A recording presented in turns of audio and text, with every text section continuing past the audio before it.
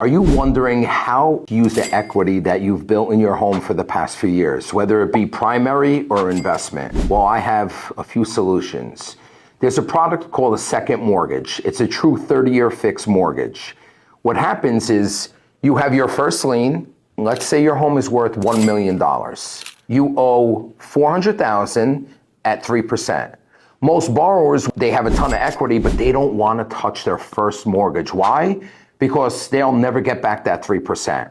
A second mortgage allows you to come in the back of that, leave your first lien position alone, and borrow money in the second lien, which means if it's worth $1 million, you have $400,000 on your first, you are able to access up to another $300,000 at an interest rate of about 8%. Now you could use the equity in your home for purchasing a second home, an investment property, doing renovation on the property, and you never have to touch that first lien position.